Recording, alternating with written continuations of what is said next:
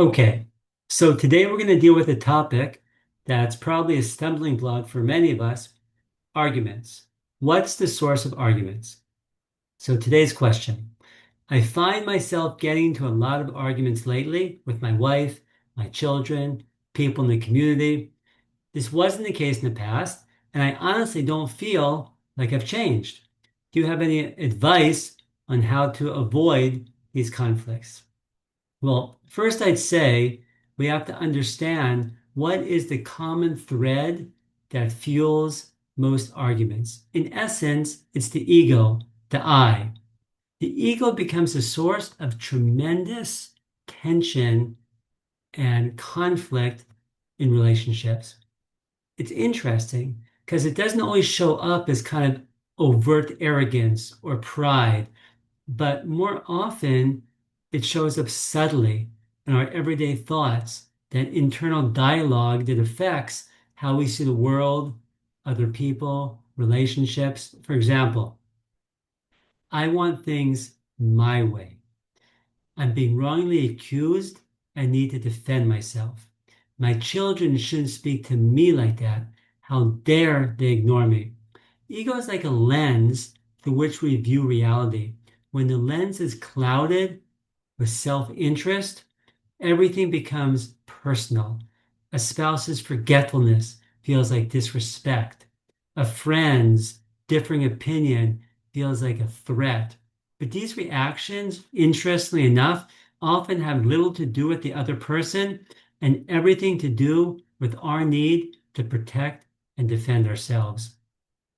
The more a person removes themselves, their ego from the equation, the fewer arguments they're going to have. I remember I was once sitting with Rabbi Tuvia Bolton, and he described a certain chassid, a Rosh Yeshiva from Jerusalem. And he said, someone could open a competing yeshiva right next door, and it wouldn't bother him at all. Why? Because he wasn't running the yeshiva for himself. It was about fulfilling Hashem's will by spreading Torah. When it's not about me, there's no room for rivalry. Now, this story captures the essence of what Hasidus refers to as bittul, nullifying one's ego. Bittul doesn't mean thinking less of oneself, but rather thinking of oneself less. I'll repeat that.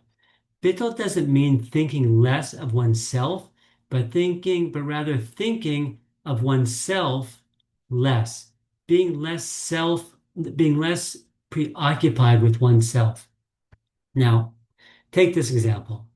A wife says to her husband, "You don't appreciate all the work I do."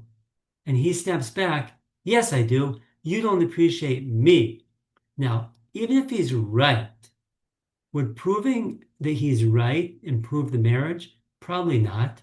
In a healthy relationship, the relationship itself comes before either person's ego. So, what could he say instead? He could say, "I'm sorry I've made you feel that way. I really do appreciate you. I just haven't shown it well. Thank you for sharing your feelings with me." So, in that response, what is he doing? He is acknowledging that he does appreciate his wife, but he's also acknowledging and validating her feelings by saying, "I haven't shown it well because, in effect, you're not feeling appreciated. And thank you for sharing your feelings with me." So when the person is understanding and not rushing to defend themselves, they build closeness and connection with the people in their lives. So ultimately, the ego, the I, is the fuel of many conflicts in our lives. But when we focus instead on a higher goal, on what unites us, be it the marriage, spreading Torah, we have much fewer arguments and conflict. Now, as the Mishnah teaches, a very important principle, shalom, peace, is the vessel that holds Hashem's blessings. Letting go of ego isn't, as some people think, weakness. Rather, it's the doorway to deeper relationships, healthier communication, and greater divine light in our lives.